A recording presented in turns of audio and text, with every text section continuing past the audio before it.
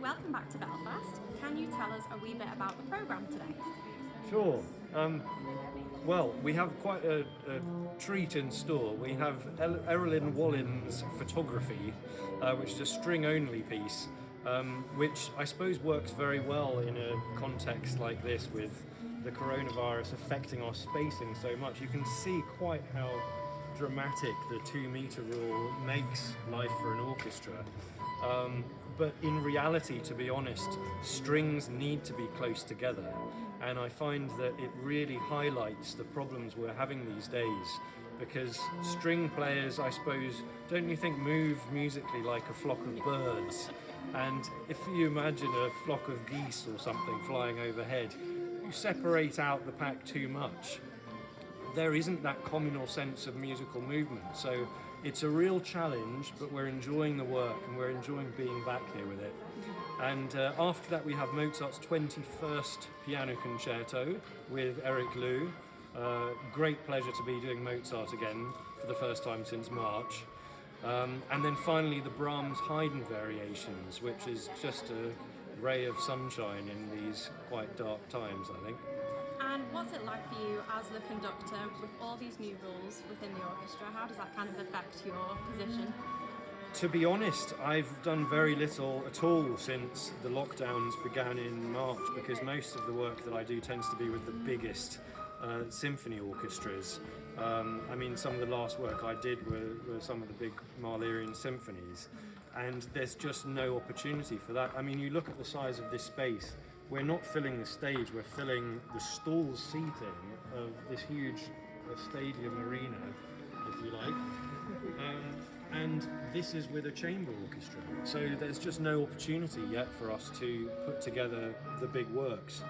I suppose the greatest challenge is that I can't leave as much to the orchestra.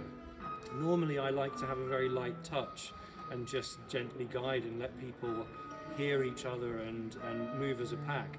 There isn't that opportunity now. It sometimes feels almost like an impossible struggle. So we're all looking for the ray of sunshine sometime into next year, we hope. And going on from that, what are then the extra kind of concerns when you've also got your soloist Eric to look after? I think it's particularly difficult for the soloist as well.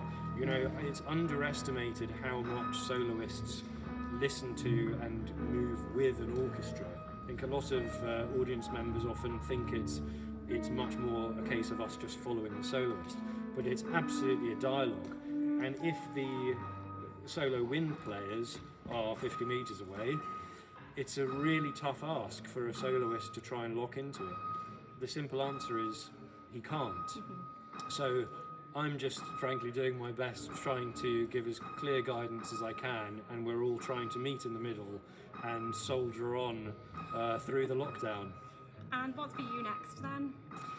To be honest, everything is cancelled. Yeah. So my next big project, I mean, the reason this is happening at all is that there isn't an audience, and we have the luxury of digital means to get our message across by means of a broadcast. The next big project I'm planning is a very large symphonic recording project at Abbey Road, but the chance of us getting in there anytime soon is minimal. But our hope is that if we have something to plan ahead for, even if it takes a long time for a vaccine to get rolled out, for example, if we have some kind of guidance in the near future about when that might happen, I hope that managers, conductors, musicians across the world will be able to start their long-term planning again, which is what the whole industry is about. Well, fingers crossed. Fingers crossed. Thank you so much.